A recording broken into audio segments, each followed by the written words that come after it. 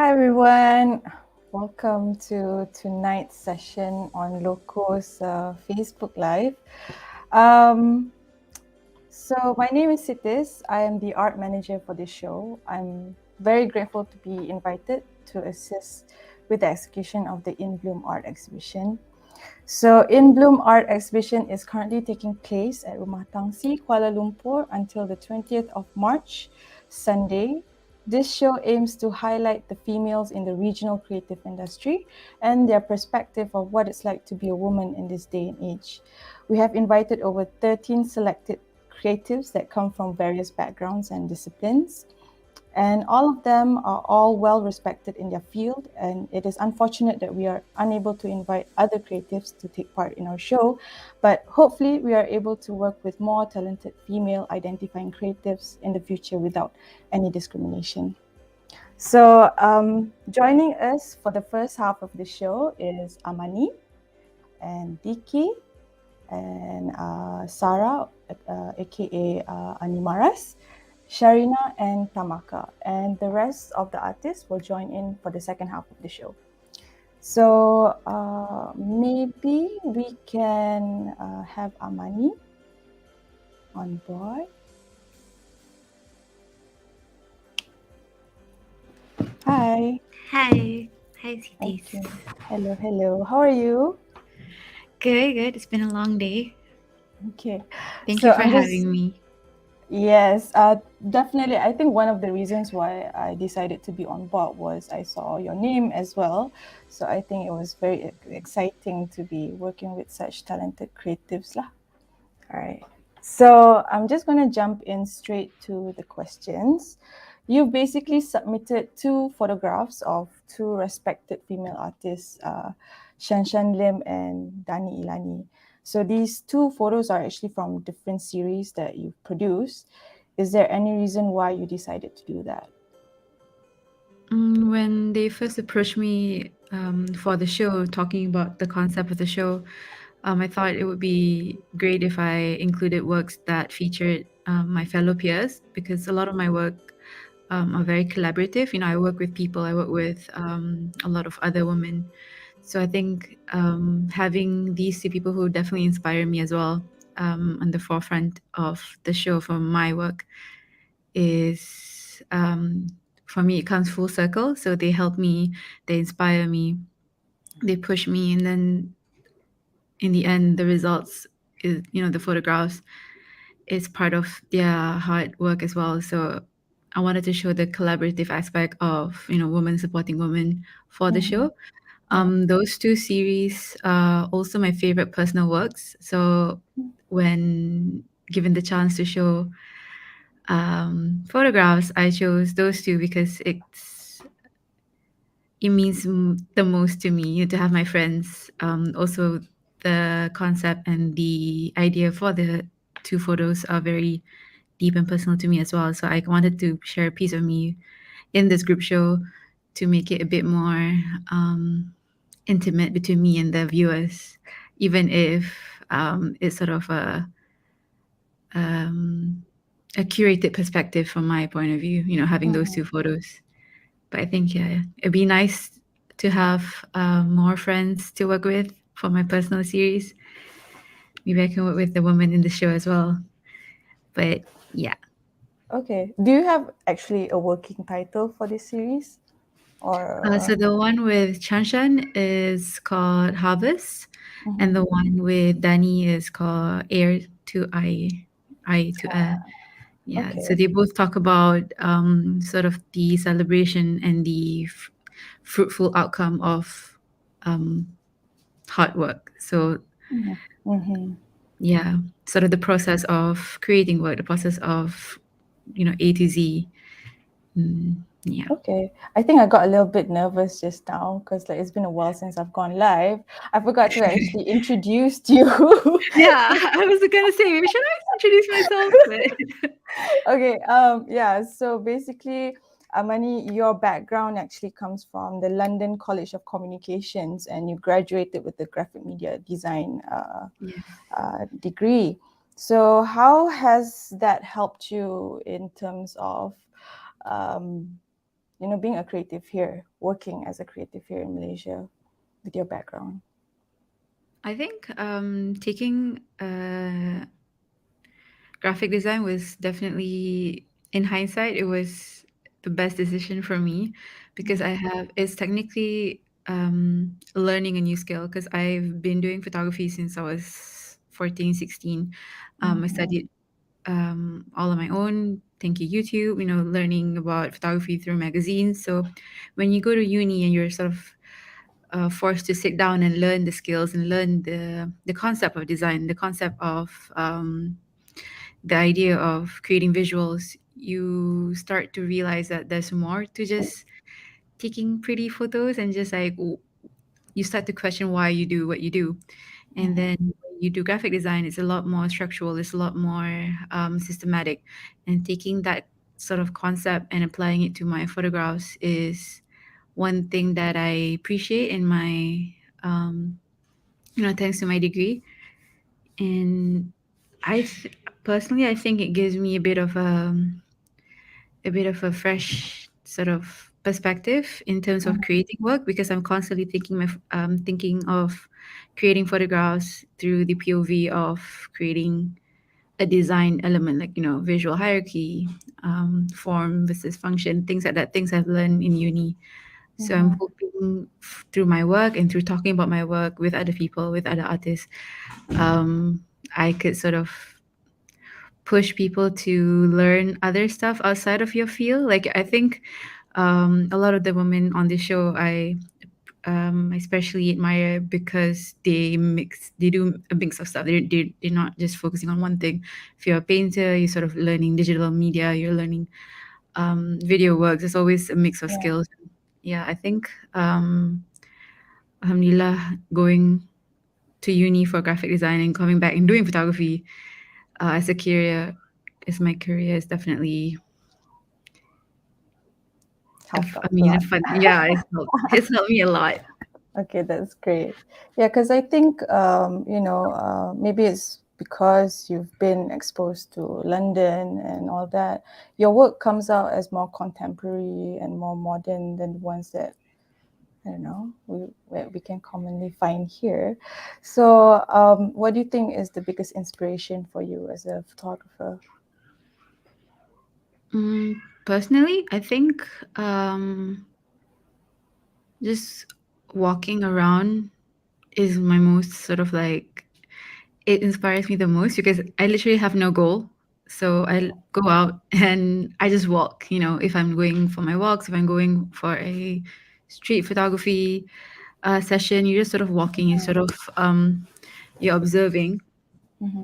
You're observing, you're learning what to look at, you're learning what other people are doing, and you're looking at other artworks, graphic design is everywhere, sign design, poster design, like wayfinding when you go to RexKL, like pay attention to how they direct you from A to B, to the toilet, to the Mm-hmm. second floor, sort of the design of that. Learn how they do that. When you go to Pasar Malam, you see things like, again, sign system. You're looking Mm-hmm. at, you're constantly looking at things. And I think sometimes I take those elements and I take photos on my phone, like my memory is so full, but I'm constantly taking photos on my phone and hoping that when I do feel like I need to create something, I'll go back to that and see has anything recently inspired me. Yeah, I think it's also important to constantly talk about um, just to talk to your peers, because if you're sitting alone in your head, sometimes things don't come out. So I find myself when I'm talking to a painter, this conversation goes that way. If I'm talking to a sculpture, if I'm talking to an illustrator, it's always different. So I think being inspired is definitely a struggle in terms of like when you need it, it doesn't come, but the small moments day to day is always the fun bits that actually helps that creative block or helps to inspire. Okay, perfect. I think you've answered some of my questions rather well. So thank you. All right, maybe we can have the other artists as well to be on screen with us. Maybe we can have Sarah and Sharina and Tamaka. So we can just introduce them. All right. Hey Hi, everyone. Tamaka. Hi, Hi. Sharina. Hello. Okay. And Sarah? I think Tamaka, you're still on mute. There you go. Okay. Mm. Yeah. Okay. Maybe yeah. Okay, Sarah. Hello. Hello. Hi. Okay. Hi. Let's do a proper introduction. Yeah. Okay. Just now it was just like gung ho. So sorry about that, Amani. Okay. Don't worry. Okay, since DK is not here, we can start with Animaras. So, Animaras, you grew up in Kuala Lumpur and you consider yourself as a passionate hobbyist along with your passion in helping out with community projects. Mm. So, tell us a little bit about yourself that perhaps you want to share to the audience as well. Mm. Well, I'm just doing this as a hobby lah. Okay, photography and videography is because I was self-taught in this industry, and I never see myself as someone who do this for a job professionally because I've done it, but it does not satisfy my goal because my thing is because I feel like when I do things without any commitment with or professionally without money, I feel like I'm more aware of the surrounding and more creative with it. So that's why lah. But yeah, I am doing this as a hobby and I love what I'm doing right now. Mm. Perfect. Okay.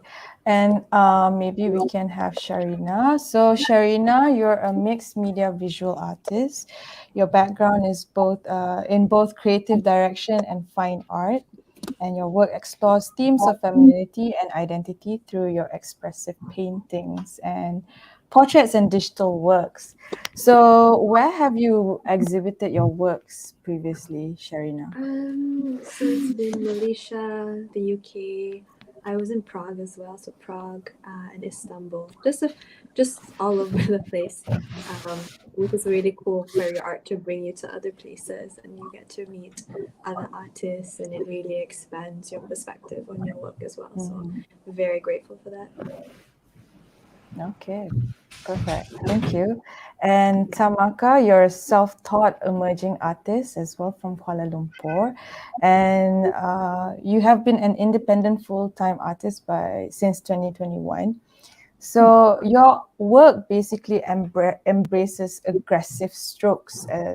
You do abstract painting just like Sharina, but totally different styles.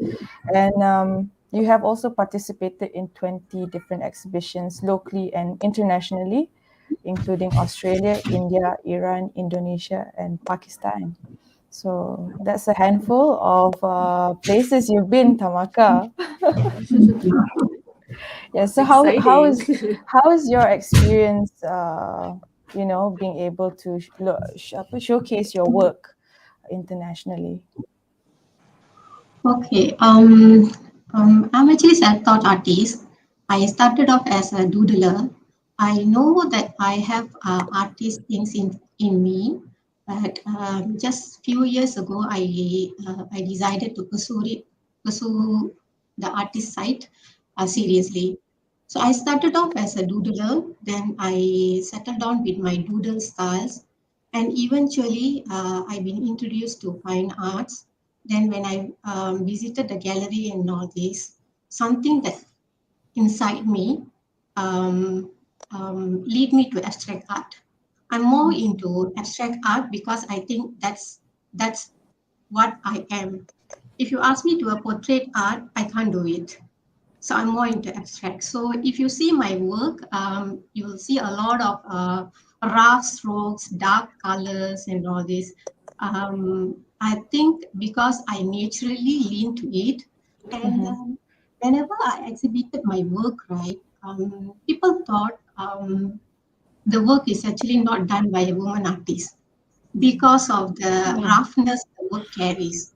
When they get to know the artist behind the work, then they got really surprised because they thought women artists' work usually lean to very feminine style, flory style, whatsoever.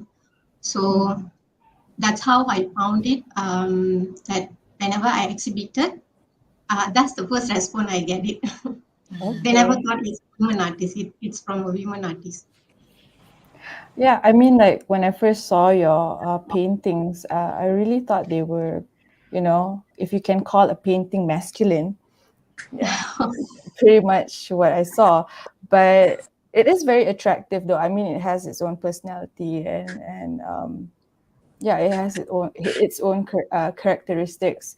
So let's just go backtrack a little bit, and maybe I can ask Sarah. Sorry. Sorry. The I- light went bling bling with I don't know. okay, maybe you want to fix that first, and then I can just ask Sharida and Tamaka. Oh, Okay. okay. Yeah. Okay, I'm Okay. done. All right. All right. Okay, Selingan. so tak apa. Okay, so seeing that this is the first time for both you and Azin, you both have created a video together, and this is also the first time for you to actually partake in an exhibition. So, how has your experience been so far? I mean, with the response of the show, and yeah. Yeah, I gotta say that it's one of the best experiences that I've had this year, lah. I mean, this year is only 3 months, but it's a good start for both of us.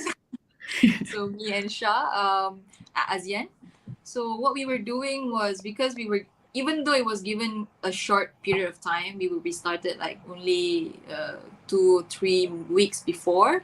But when we thought and we saw the title and we already know that okay, this is something that we can enjoy doing it together creatively because Shah is, I mean, ASEAN is doing it professionally and I is a hobbyist. So when we combine our view together and we want to do this video, and for this exhibition itself, it's a kind of a ride or die kind of situation. Wah, gitu. Wow. But it's a very spontaneous as well. We didn't put any thoughts like too much into it. We just want to portray whatever message that we want to portray, and yeah, it's kind of fun lah, fun. Okay. And like I think for the viewers out there, perhaps they don't know actually like the timeline for this exhibition is really, really tight. So Rushed. Yeah. yeah, We I managed think to pull out though. so kudos to us. Yeah. Yeah, kudos to everyone in To City everyone. especially. Yeah. Because So actually, like mhm. Akasha actually asked me about this like months ago, but I know she was like traveling everywhere, and I wasn't sure when this exhibition would be. And then she comes to me and is like, "Oh, it's gonna be in like 3 weeks." I was like, "Oh, okay, Yeah. that's fine."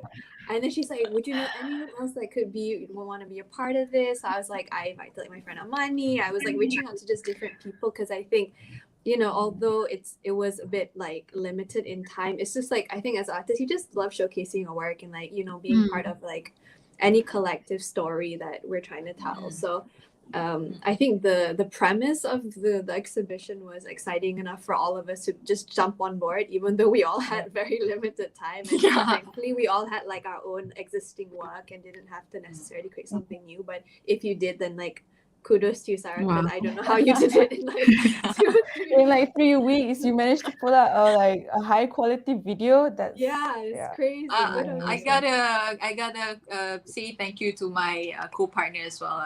So we kind of make it happen, and we were kind of shocked as well. I was like, whoa, we did that! Like probably actually the actual recording of it is just 1 week. Within 1 week, we did everything. Yeah, so it was kind of fun. Good on Fun you. challenge as well. Yeah, it was really fast when you guys sent it over. I thought you guys have like actually made it a while back and like edited it, took your time with it. Oh, but like okay. So yeah, I didn't get to actually properly really wanted to curate the artworks produced for this show. If it was my way, I would have liked to work with you guys longer, and maybe you guys can actually develop something new as well. But we made it work regardless, and we're very excited to share the artworks to the audience out there. So please do and come visit to Rumah Tangsi the last weekend. This weekend will be the last weekend. So all right. Also, maybe Sarah, can you share a little bit about the message that you actually wanted to send to the audience when they watched your video? Yeah. Okay, so first of all, I just want to say that on behalf of ASEAN, because apology that because she couldn't be here. She has COVID right now and she's recovering at home. Oh dear. So shout out Nothing to to apologize ASEAN. though. Happy recovery. Okay. So actually, the message that what inspired me, like especially for us for the video, is actually we relate some of it with some of Shah's past experiences in these past few months that she had, and she had a rough patch in her life, and also something that I relate emotionally as well. I think a lot of us ladies can relate with those inner thoughts, struggles, in terms of our emotions and stuff like that. So, with making this video, we want to show that there's hope. We want to keep telling people that there's hope, there's light, there's a source, that something that you can bring, uplift yourself, to bloom yourself. So that's where we thought of when we saw the title. Yeah. All right, perfect. Thank you, Sarah, for your answer. Okay, let's move on to both Sharina and Tamaka, since you two are both abstract artists. So you can take turns to answer this. So do you mind sharing? Okay, we talked about your background already, but why do you gravitate to create the abstract art in your own particular style? How did you manage to develop that style? Perhaps to better rephrase the question. Tamaka, do you want to answer that first? Okay, Kevin. Thanks for that, Sharina. Why abstract work? As I said, it's in me. I'm basically personally a very emotional person. So if you look at my artworks, right, where does the strokes and roughness come from? It is because it is inside me. So when I splashed out, I can't like literally sit and do things. I have to like splash things, um, messing around, and then do all kind of experiments and all these. So if you see right now, I have a dedicated room where I actually put plywood onto the wall and stick my canvases, and I will splash it out the paints whenever I feel. So Nice. that's why my paintings are mostly emotional based. So I will identify myself as abstract expressionalist because most of my paintings come from my own emotions. So that's why when you look at it, regardless of the titles, the colors, the stroke, the roughness, it is all come from emotions.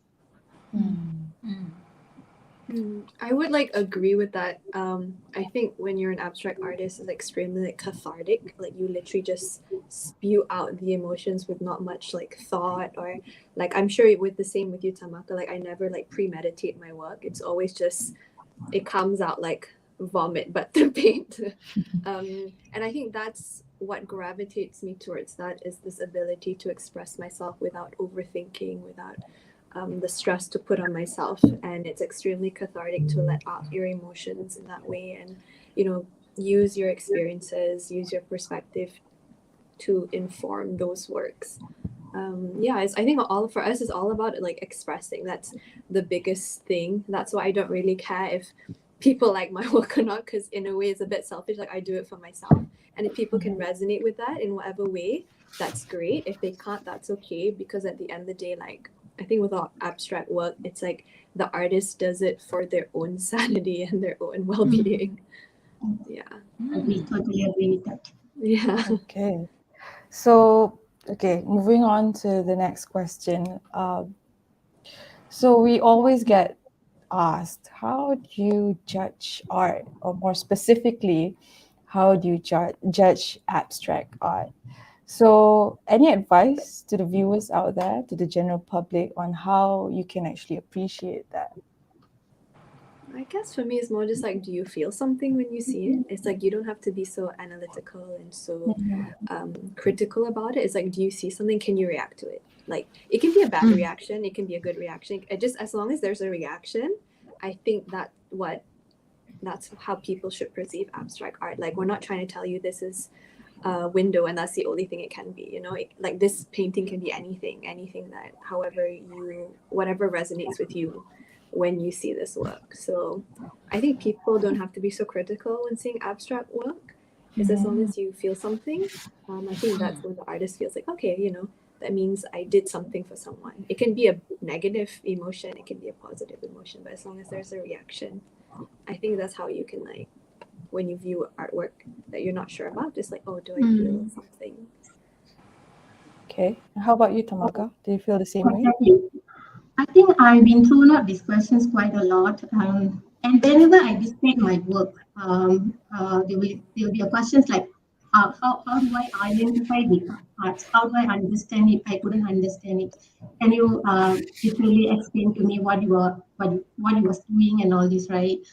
I will say, I just explained to my friend just recently 2 days ago, like if you're a portrait painter, if there's an apple, you can draw an apple, then the person that's seeing it, they can grasp, they can got it. It is an apple.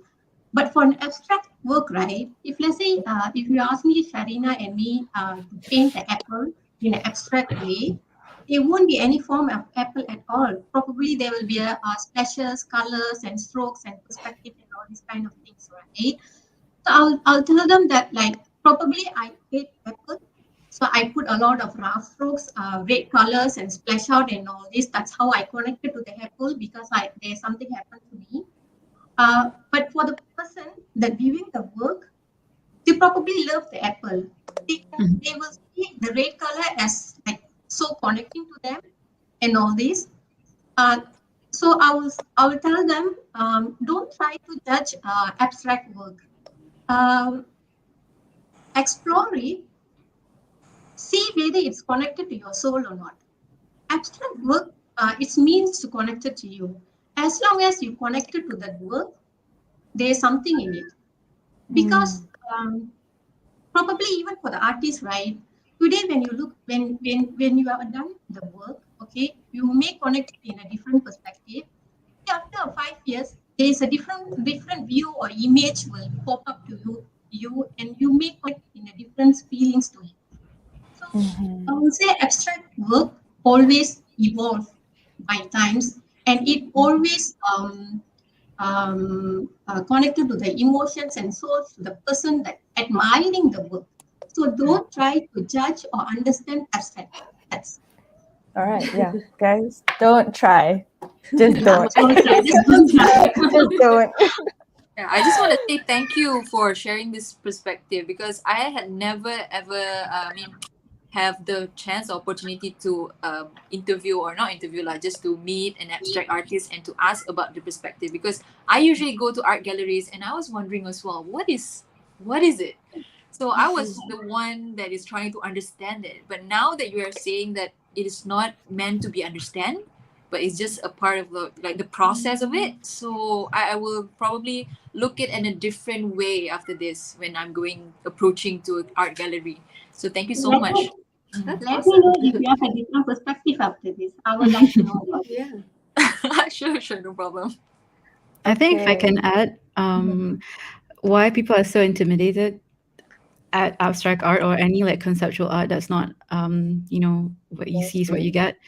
Yeah, people are, they want to understand the system and they want to understand the rules of the painting or the work. They're like, okay, what are they trying to say? What is she, what is she doing here? Sometimes I feel like they forget their own self of understanding. And, the point of art is like, it's, again, collaborative work. You put work out and then the viewer comes in and you put your own meaning into the art as well. That's why different people find different pieces meaningful to them. And I think, yeah, even art in general, I have friends who are very, they tend to avoid going to galleries even sometimes because they say, I just don't get art anyways. So I think, yeah, that's that view on, Misconception. yeah, Yeah. especially on abstract art. And I think abstract art is something that's very beautiful. Again, is like both Tamaka and Sharina said, is the reaction. It's on you as well. Like what do you feel? What can you put into the time you spent looking at this piece? And you don't have to get into the painter's head all the time. Like Yeah. it's fine. Just as Understand. long as Yeah. you feel something, sit down with your feelings. Okay. Yeah. Also, like, I don't know about you guys. I just want to wrap things up real quick for the second session. But I feel like for me, the older I get, we don't want to talk about age, but the older I get, it seems like I appreciate abstract art even more.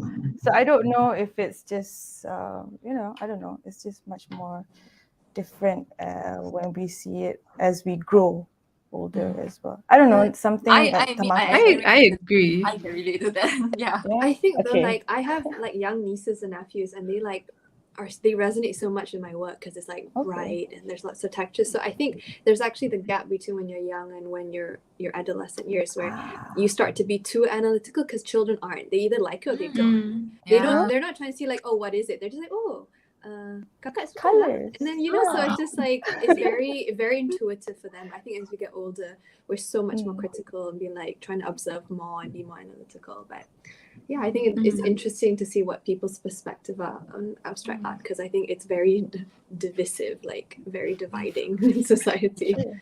Very, very interesting point of Okay, view. instead of them questioning us, what do you think about the work? We should actually question them, then we get a lot of perspectives, right? Yeah, Yeah. definitely. Sure. Okay. All right, guys. Thank you so much for your time for the first Thank you half for having again. us. Yeah, thank you, having us. Amani. Thank you, Animaras or guys. Sarah. Thank you, Sharina. Thank you, Tamaka.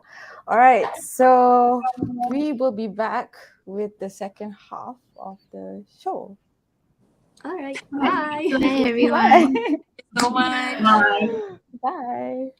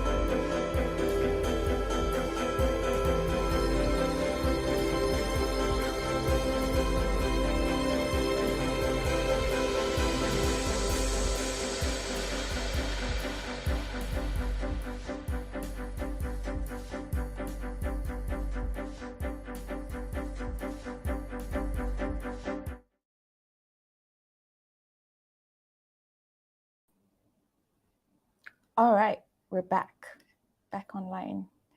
Okay, so for the second half of the show, now that I'm a bit more relaxed, okay, let's have Mona, Manja, Nadra, So for the Pamela, second and half Akasha. of the show, now that I'm a bit more relaxed, okay, let's have more.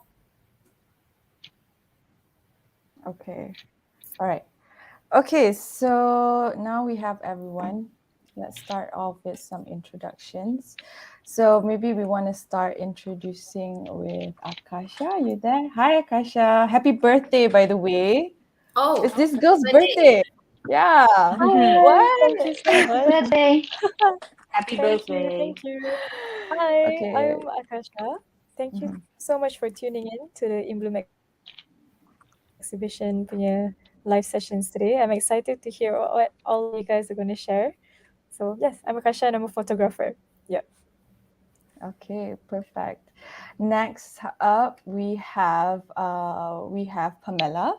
Pamela, also known as Studio Posin. She is an architectural designer who creates her artwork through her explorations of art, architecture, and design. And your work says here that it aims to blur the boundaries between creative disciplines, invoking ambiguity.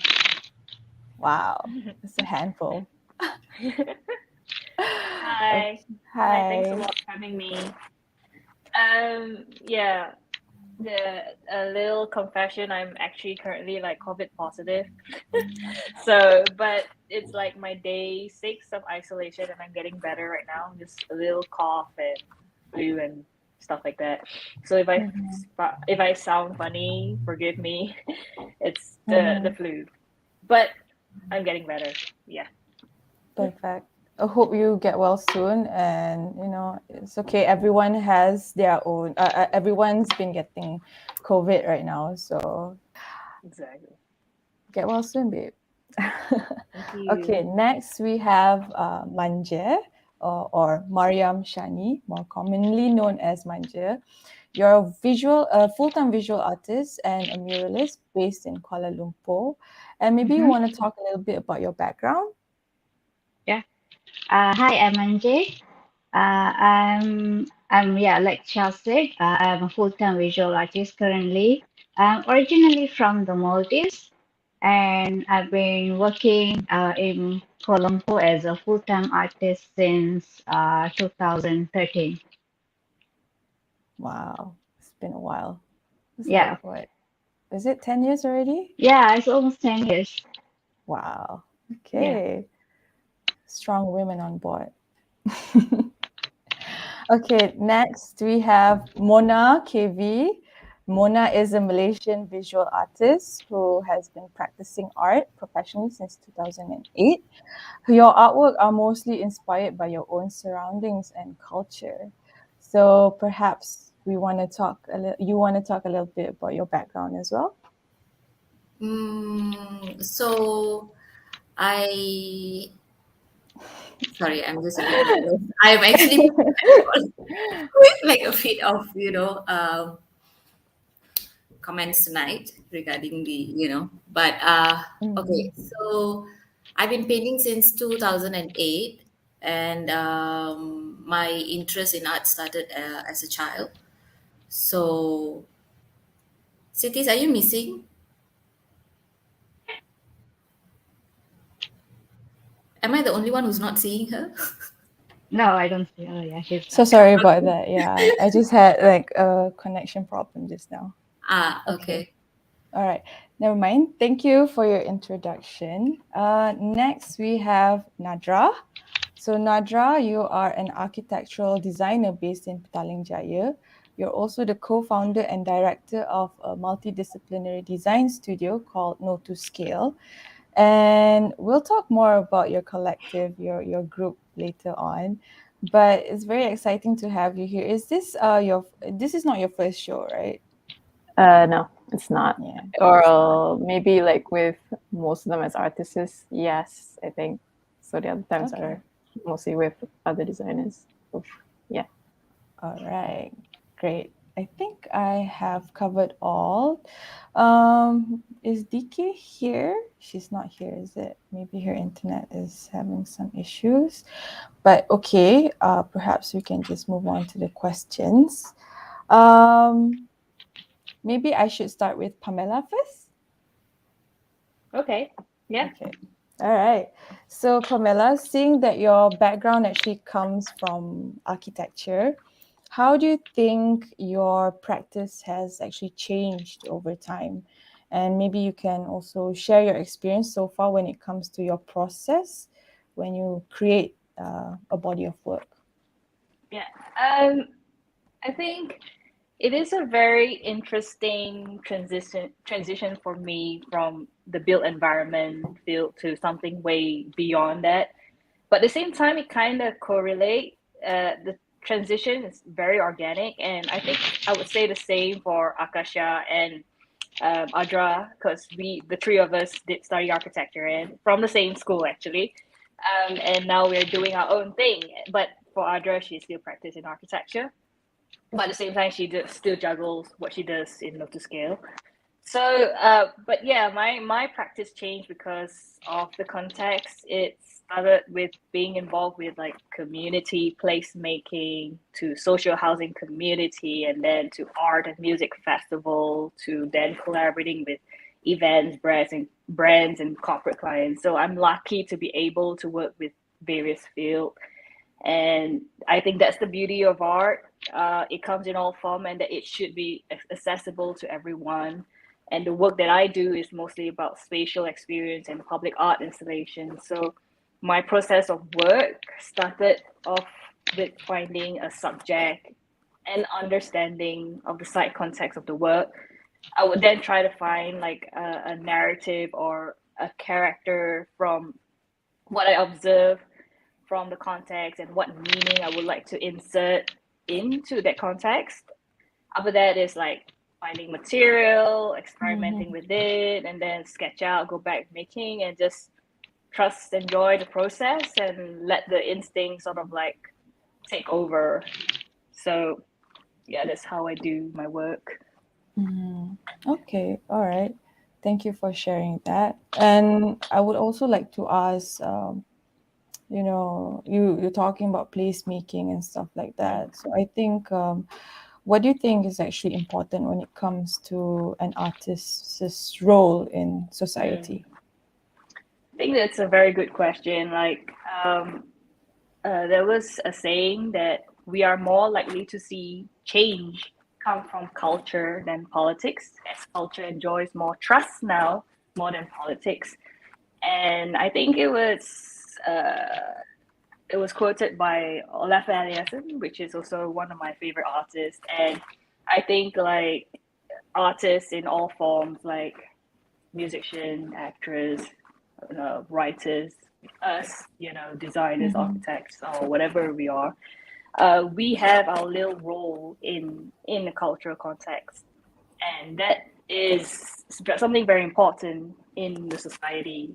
And whatever big or small things, little things or big things we do, it actually makes a difference in our society, and especially in cultural context. And that's how it sort of go in line with how our society is being informed, remembering our roots, and it kind of like give us a bit of identity at the same time, of like how we grow from what we do. So that's what I feel is important as an artist role. All right. Very, very strong stances on that. And yeah, we need better role models in our society. So I think, we as artists definitely play an important role when it comes to that. So, okay, speaking about, having important roles and having a voice, so we can go with Mona next. Yeah. So I think I haven't properly introduced Mona, but I'm sorry, my internet Tadi connection. Beras, but you hilang kejap. So Sorry, I got you. Okay.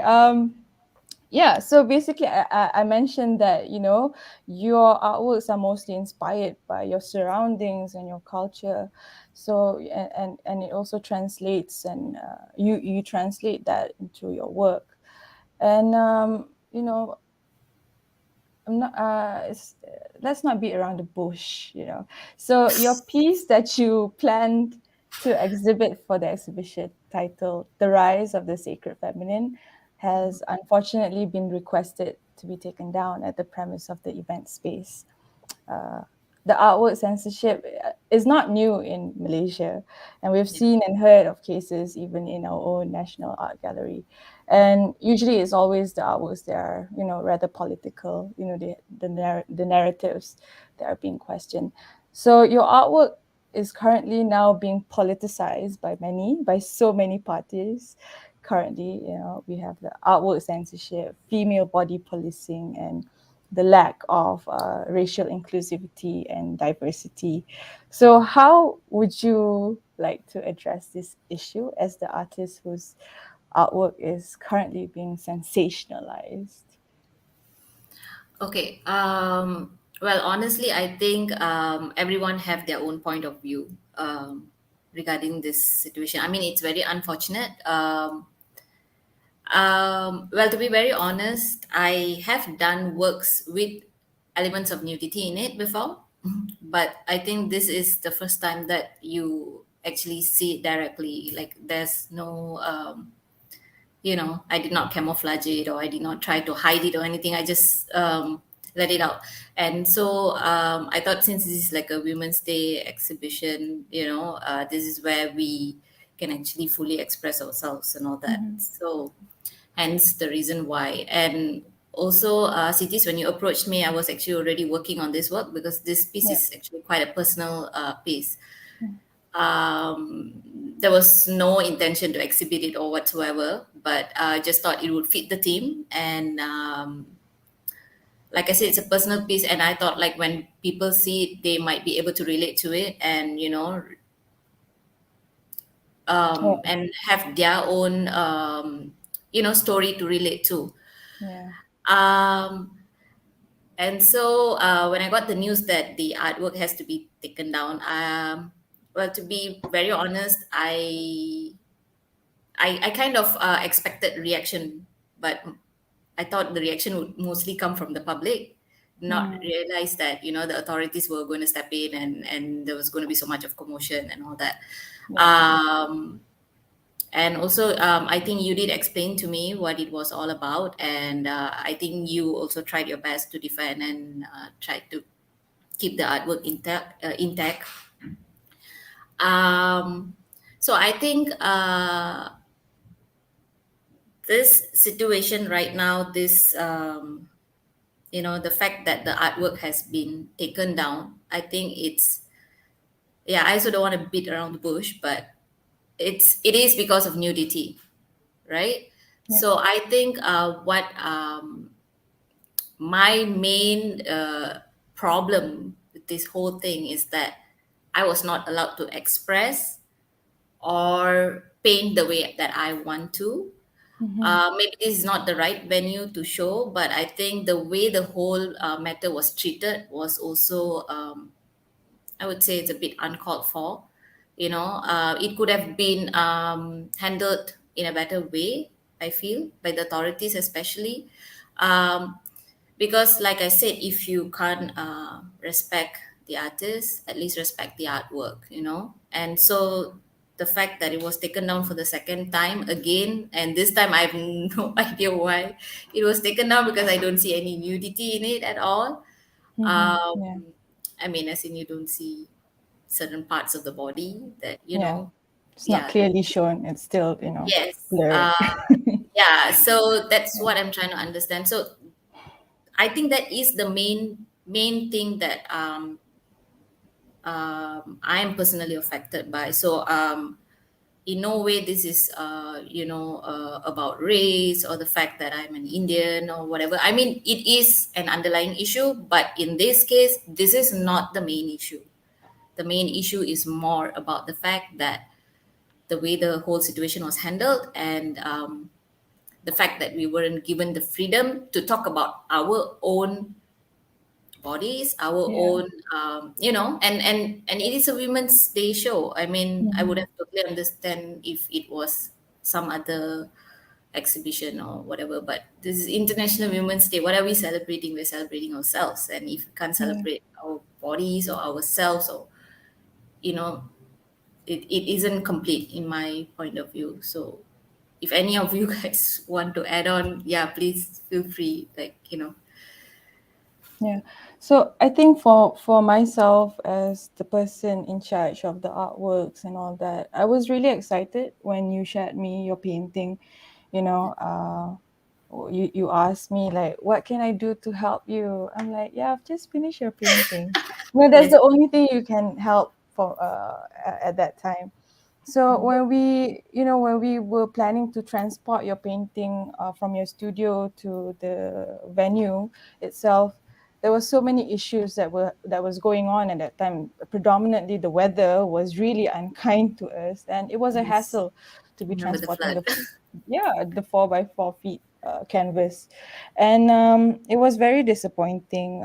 If I could be frank and be honest about this, when I found out that it has been requested to be taken down. But there having an experience with the venue space before this, I know that I should have played a better role as well and probably filtered through properly too.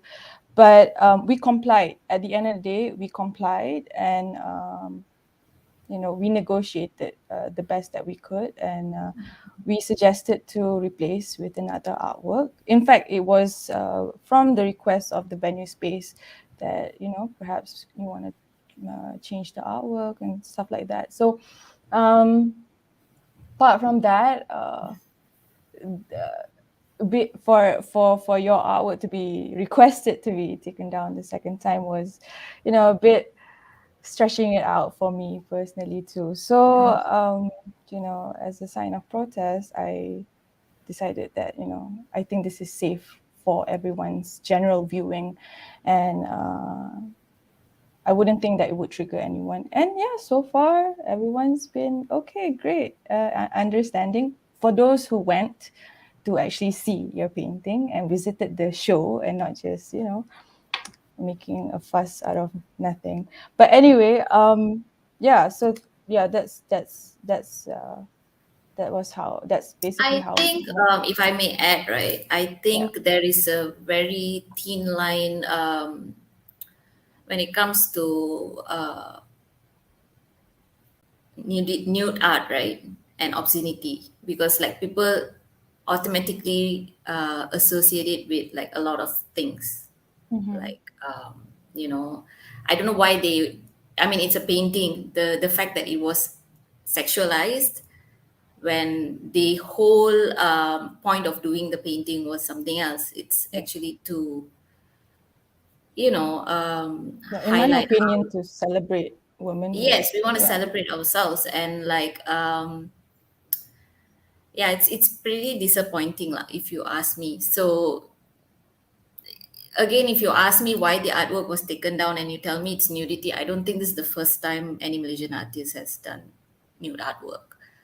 Yeah, Yeah. but I think in future, if the authorities or whoever who's handling the venue can be a bit more specific and clear about what or how the artworks should be, then I think it would be great for the future participating artists. Definitely. Okay. Yeah. All right. So maybe we can just cool it before I ask you the next question. Maybe we can jump I'm cool, to. che. I'm cool all the time, che. I know you're cool, girl, but like, okay, it's getting tense. So, just a little palette cleanser, Yeah. I just perhaps. want to congratulate Mona though. Like, thank you so much for joining the exhibition and like for regardless of what's happening, just putting your work out there. Because when we started to conceptualize the exhibition, Granted, I think it was mentioned in the session before this that it was happening very fast and very quickly. Yep. And I think cities was just trying to coordinate everything like within the span of 3 weeks. And I'm so glad that we got within that time frame we managed to get like a diverse range of women, a diverse range of artwork. And it was just a very unfortunate incident that the venue is under another jurisdiction with specific requirements. You know, like when we conceptualize the exhibition, obviously we wanted to get it as diverse as possible, as a celebration of women and growth and everything. And I think as organizers, we stand by your work. Like if we could have more boobs coming out, we would have just exhibited. You get me? There were like more sculptures that were just celebrating women. We would have tried to put as many as we could. But undeniably, like Siti said, art censorship in Malaysia is an ongoing issue. And it's not that we're ignoring it, and it's not that we're doing it on purpose. Obviously, that we're not organizing this just to censor you and sensationalize it. I think people are having that misconception that, you know, we didn't do our best. When the reality of it is in the industry, when you're organizing events like this, some things just happen and you have to do your best. Like things are rarely very perfect in the art world, you know. In a perfect event and a perfect curation, we would have been able to exhibit whatever we wanted, but that's how it is. That being said, I really just want to congratulate everybody again, Mona, Cities especially, for organizing all of us in one space within that specific time frame. Alhamdulillah. Yeah. Yes. Definitely. Thank you. Well said, Akasha. So, anyone else want to add on, want to chime on to that? Feel free to, or else I'll just ask Manje. Okay. So, yeah, let's just cool it just a little bit before we get back to Mona. Second question from Mona. But Manje, Hi. I've known you so far, you know, as being a painter, a muralist, and even a mother. So, how long have you actually been practicing as an artist? You mentioned 2000, sorry, Yeah, I 13. actually started. Well, I've always wanted to be an artist, right? But then, yeah, having conservative parents, you have to do a degree in something that is more practical. So I actually went into urban design, and I did my Oh. bachelor's in urban design. And then Mhm. right after that, there are certain things that happened that sort of paved the way for me to, go towards the art career. I always wanted to do art, but that was never my intention to do a full-time career out there. But then, yeah, alhamdulillah, things happened in a way that it paved the way for me. And I think since I graduated, which is after in 2013, that's when I decided, okay, I'm going to pursue the art scene. So I started from the bottom. I started making small sketches, joining, bazaars like art for grabs and these things. And then I started selling these things. And that's how I got to know like other artists. And it's been a journey. And I think I would say I'm an earning artist. Like I can actually earn money from my work for the past 5 years, 5 to 6 years.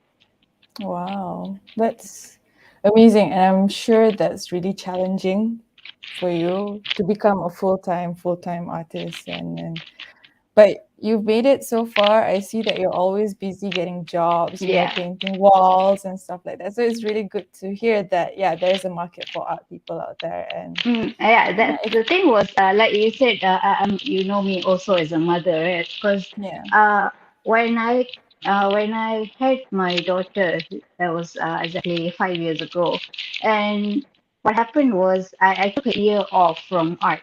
You would have not seen any of my work in any exhibitions, and I was not Mm, doing anything to earn money art-wise at that time. But I mhm. decided that year was for my daughter and me to bond together. So, but Yeah. during that time, I learned that, okay, there's not only one way to do art, right? Mm, So I decided, okay, if I just wait for exhibition calls or things like that, it's not going to help me in my future. So that's when I started, okay, I should learn digital art. I should try to, approach other ways of showing my art. And I mhm. decided to, yeah, that's when I started to learn digital art professionally, like working with clients. And also, like after a year of motherhood, I decided to go into mural paintings also. And I've been lucky in the past 3 to 4 years that I have found some clients who really actually appreciate my input in mural arts, and I have been blessed with like a lot of work recently. Perfect. Yeah. Okay. So, well, I'm sure that your child has inspired you in many, many ways. And how has that, actually impacted you as an artist, being a mother? Mhm. Before becoming a mother, I had no idea how time consuming that motherhood is. I thought, okay, I'm a freelance artist, I can handle it. I can be a mother, I can do my art like equally. But then after having Myra, I realized, okay, it goes hand in hand. So I could be painting, but I could be holding her near me while I'm doing the work. But I found a balance. So over the past 5 years, so I've been helped a lot by my husband, who actually takes over a lot of the time, and make sure that she gets the attention she needs. Also, especially when I'm out on sites doing my mural work. Yeah, and she Okay. inspires me so much. She always recognizes my work, even when she sees on pictures or when I show her, like when we go to Wow. exhibitions, she'll just like point at works and say, "Okay, that's my mommy's work." So it's fun to, and Wow. I love to see how she reacts to them. So when I choose color palettes and things these days, Mhm, I would just ask her, mhm. "Which colors do you like about this?" So it's nice to have a fresh look at fresh view on those kind of things Yeah, from her eyes, yeah. right? And it sort of Mhm. gives me inspiration also for new work that I do. So you're working on something new already? Yeah, I have a few like works ongoing. Okay. What was it I was going to ask? Oh no. Yeah, I think having a strong partner next to you while raising a child is definitely important. And I just wish all the best and happy family to you guys. Okay. Okay, I'm going to jump to Nadra, and then we're going to go to Mona, and then lastly Akasha.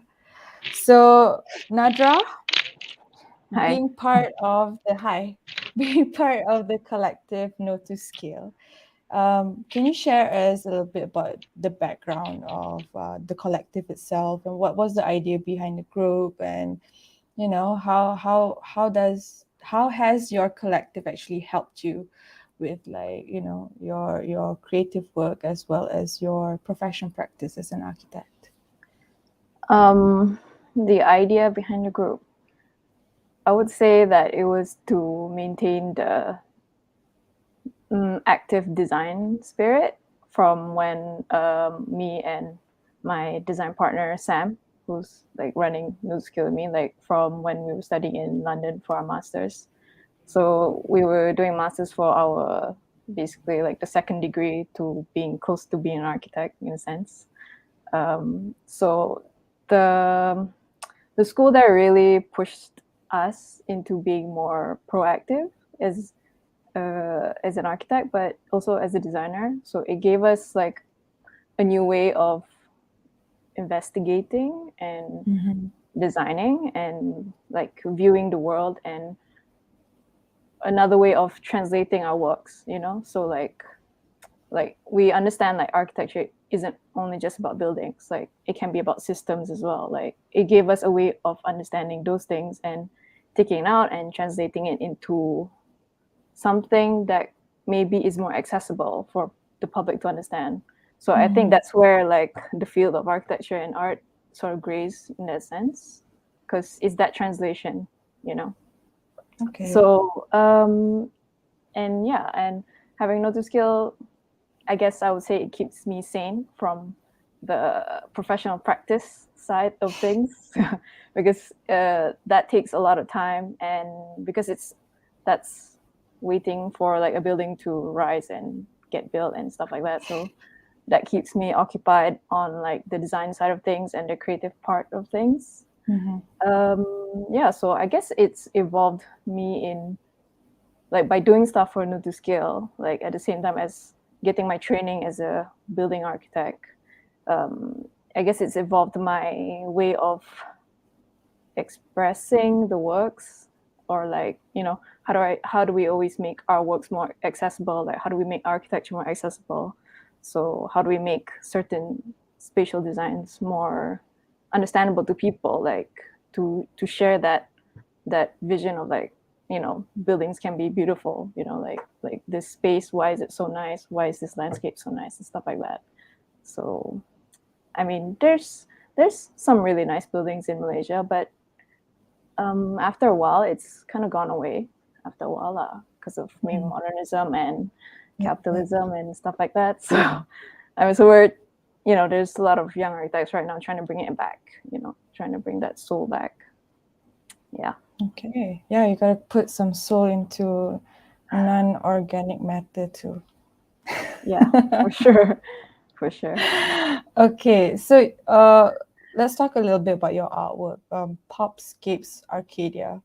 So it basically illustrates this imagined landscape that you actually took inspiration from your friend's painting, Arda Baha.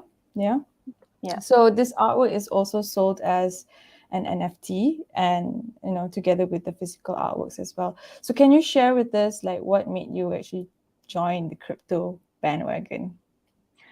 I'll say lockdown, because we were bored and me and Sam, we have a tendency to just jump into the unknown when we feel like we're being complacent in a sense, like you know, because sometimes like doing your stuff, like because we tend to, how we create our works, we tend to respond to something that we see or we sort of like maybe are concerned about, like maybe like plastic pollution or like certain social issues. So during lockdown, like we were actually responding a lot to what was happening around, like things happening in Malaysia.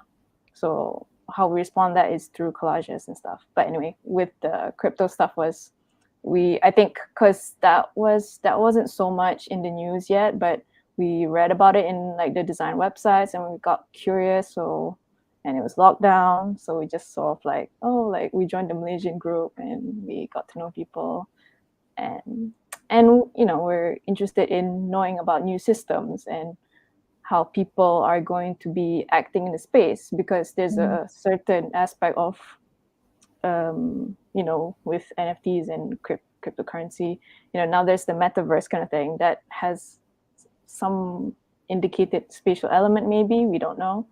So now it's progressed to such a big thing, because like, you know, Facebook is not Meta and stuff like that. So, and there's, you know, so this is a new system. So we're very interested in that, and we're just like going in to investigate what it is and what we can like form our opinion on it and our experiences on it. So yeah. Cool. Also to note that I think the NFT community here, especially in Malaysia, they're really, really friendly and supportive of each other. So I think anyone who wants to get into crypto, this is not sponsored, but you should definitely look into it. Yeah. Yeah. Okay. Thank you, Nadra, for your answers. Okay, now I think we can go back to Mona now that it has settled in.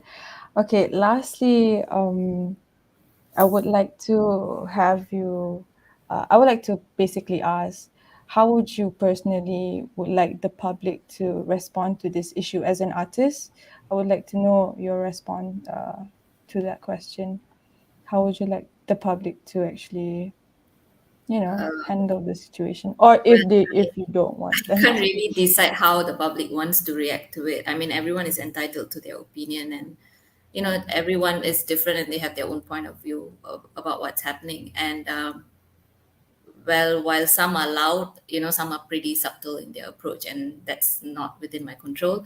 But I do appreciate every feedback received, and truly, truly thankful for all the supportive comments. I mean, I've been getting some weird comments and some really shoot me in the head kind of comments as well. But I think that's part of the whole thing.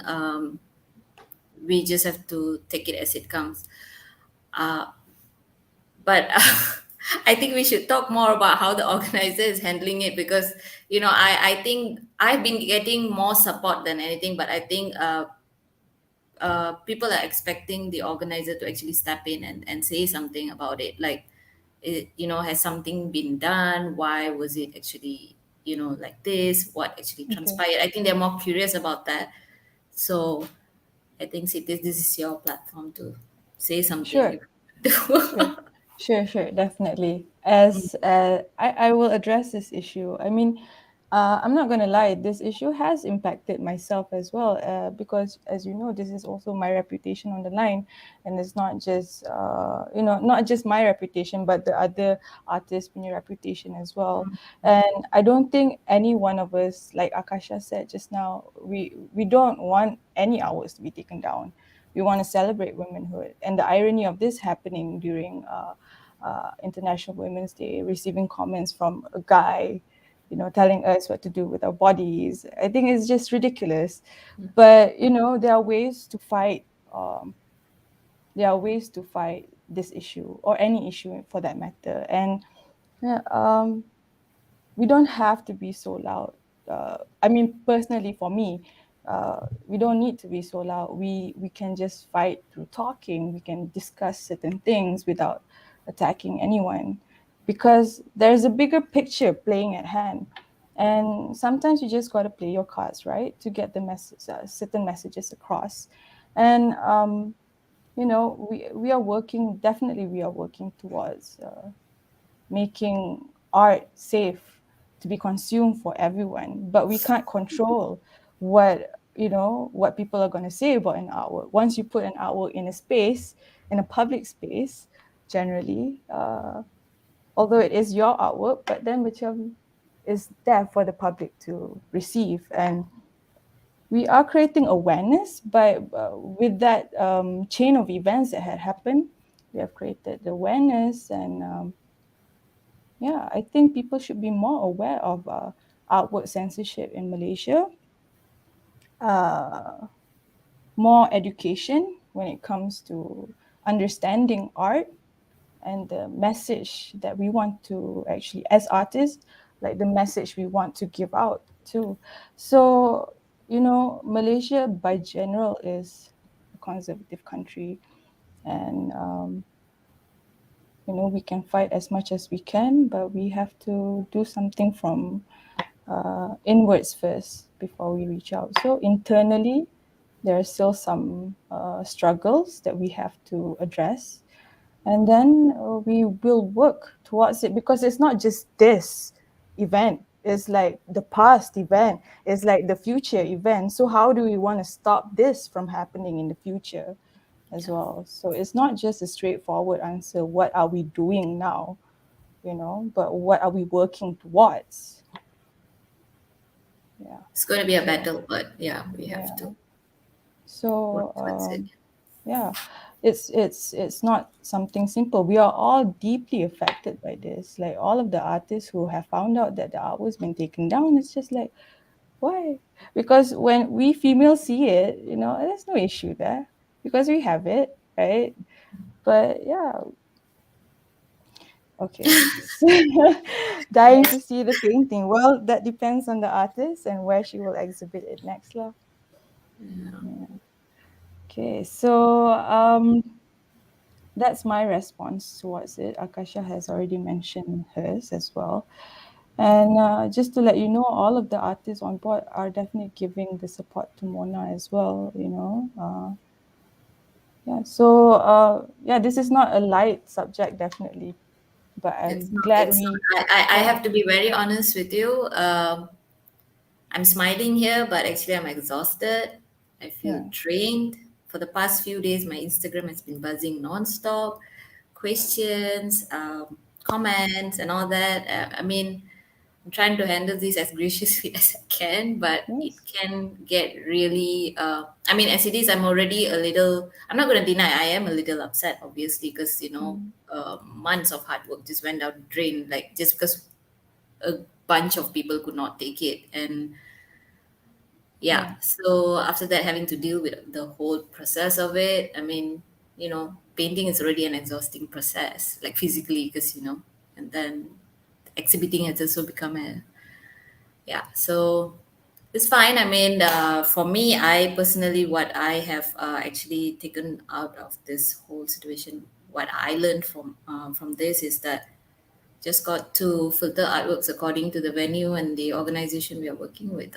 I mean, yeah, that's fine. And otherwise, I'm actually really happy to be part of the show with all these wonderful women artists, and I think we have all done our best within the given capacity. So, yeah, unfortunate, but yeah.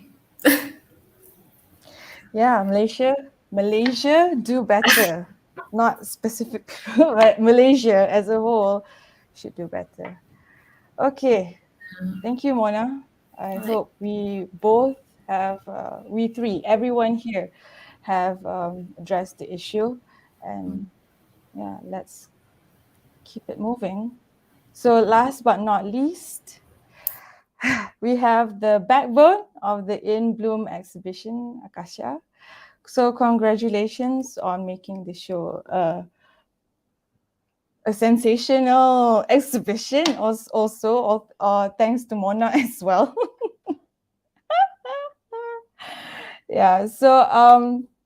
So thank you for having all these wonderful artists to be on board as part of the show. Can you share with us your main inspiration behind In Bloom and how it began, and what was it actually that you wanted to achieve through this project? I think before anything, I think the congratulations should also go to everybody who made this happen and who jumped at the very last minute. Because I think the dream itself, which was to bloom, is something that every woman, everybody in general goes through. And the fact that I think all of the artists that we invited were on board and resonated with the theme just shows how it within itself is a celebration, you know. So the idea for it basically came because post pandemic, right, I think everybody was looking for a way to sort of express themselves and get back out there, and undeniably the arts scene was like tak ada nafas dah, like nothing was happening. And I think 2022 was slowly opening up, and I talked with Sharina Shahrin, I think, who you were talking to earlier, about doing something for International Women's Day 2022. And Alhamdulillah, Rumah Tangsi supported it. The people behind the organizers behind Rumah Tangsi were very on board with the idea of a women's themed um, event. So again, because of conflicting schedules, I think like we mentioned, it took about 3 weeks to get everything wrapped up. And I think I would like to take this opportunity to also thank the sponsors behind this event, because we literally reached out to them within 3 weeks. There's Alam Cetak, who helped us with the framing of all the artworks. There's Canon Malaysia, who helped with the printing. There's also Diane Trisha, who's an artist herself, and I just reached out to her like I think 2 weeks ago, and I was like, "Do you know anybody who can sponsor an arts event?" Because I think that's one of the biggest issues as well, besides censorship in the arts industry funding. Like, where do you get all this money to host an event, right? So it's nice to see that she herself as a woman supported this. And we also have Paji Trip, which is an all women's camping trip, so only women. So if you're ever interested to camping ramai-ramai perempuan je, please reach out to them. So to have all of these other elements on board supporting this in itself, I think was such a validation in how people really wanted to get back out there to celebrate arts, to celebrate women. And it's like we mentioned, it's unlucky that there are censorships and stuff that we have to deal with, but I think it adds a sense of depth and reality to the situation, because it's an existing thing, like we're not, like I said, we're not hosting a perfect event. But congratulations to everybody who managed to show up for this event, because I think just showing up is a big part of making things happen. So yay, please come. Yay It's on to till the 20th us. of March. Yep. Okay, so moving on to your artwork, you've submitted for the show. You chose 5 respectable ladies as part of your Faraway Please, Bloom series. Sorry? 5, yes, 5, 5, 5. Yeah, so we have Dr. Amalina Bakri, Haliza Hashim Doyle, Anissa Sanusi, as well as Kat and Sue from Makam Malaysia. Maybe you can share with us how you got in touch with these people and why you chose them as muses. I think more than anything, when I first came up with my project idea, I was on the brink of shifting to the UK from Malaysia. So I wanted to look for other women idols who are already growing their career overseas. And that was how it came about to me. So I found all these people on social media, and these were people that I had no connection to whatsoever. So basically what I did was, sometime in August, I just sent cold emails like, "Hi, I'm Akasha, I'm a photographer. I'm doing this project." I whipped up like a quick presentation deck. I got Rumah Tangsi to do a supporting letter like, "Hey, we're supporting this project. Would you be on board for this?" And within a couple of months, within a couple of weeks, they replied one by one. And I should also mention there was supposed to be another girl there. Her name is Kaisha, and she's a singer in Brighton. And I also photographed her. But she was going through a phase where she was dealing with mental issues as well. So in the end, she wasn't comfortable with her photos being showed. So I just wanted to reiterate that I think all of the women here, when we presented our work, there is a sense of respect there as well. But back to the cold emails, I think as artists, you should just try and put yourself out there and just send emails. Like, tak kisahlah, even if you do, if they don't know who you are, even if you were like kacang kecil, or like, if you don't, like, just try it, because you never know. Like, if you want to work with a certain client, just email them. If you want to work with a certain orang nama besar, like for example, a lot of people know Dr. Amalina Bakri, and I was just like, "Hi, can I just take a photo of you? I know you're busy with your surgery schedule." So, and alhamdulillah, they were all on board with it. So we went over for coffee, and I had such wonderful conversations on growth and putting yourself out there. And I think the spirit of this exhibition was that. So it encompasses it from, Pam's sculptures, from Adra's journeys from architectures to MNTs, from Manja's journeys with motherhood, from Mona's journeys with, spirituality, and like expressing herself through all these paintings. And I think is the underlying spirit of this event is what is making it successful. So I'm very, very happy for that. All right. Okay. Thank you. That was really inspiring. I hope those of you who are watching us on Facebook are able to take away, the good as well as the bad as well, and learn from our mistakes. And yeah, I think there's a lot more to talk about, most definitely. I mean, I think 90 minutes to just talk about, whatever the topics that we have already covered is just not enough. But I would definitely like to, again, thank you all for joining in with us. And it has been a wonderful 90 minutes, almost 90 minutes to be sharing our journey. 3 weeks, I don't know, 4, 3, I lost track of time, honestly, doing this project. But it has been fun. It has been fun. It has been enlightening. It has been so many emotions. And I speak for almost everyone here. And yeah, so I think before we wrap up, if there are any questions, I think it would be fair for me to open the floor Q&A. If anybody wants to ask us any questions, I think this would be the right time. We're gonna wait just a little bit and catch our breath. Yeah. But I think everyone, all of the artists did well. And I guess for the organizer side, I personally would like to apologize if I have offended anybody in the management of this project. And I am always trying to do better in my ethics of working as an art practitioner in Malaysia as well. And there's a lot to work on. And, we're all not perfect. We're all just human. We're all just women. So, yeah.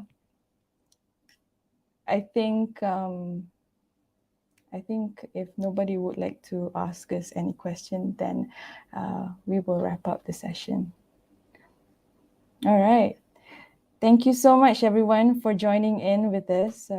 Come and join us on this weekend, especially. It will be our last weekend at Rumah Tangsi until the 20th of March, 10 a.m. to 6 p.m. On weekends, we hang out longer.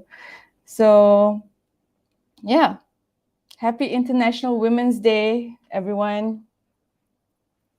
A month. Yeah, it's a whole month, basically. Yes, Happy Women's Month. Happy Women's Come Day. visit. Yeah. Thank you, everyone. Thank you, Siti, for Thank you. you know. I hope to see everyone on the 20th. Yeah.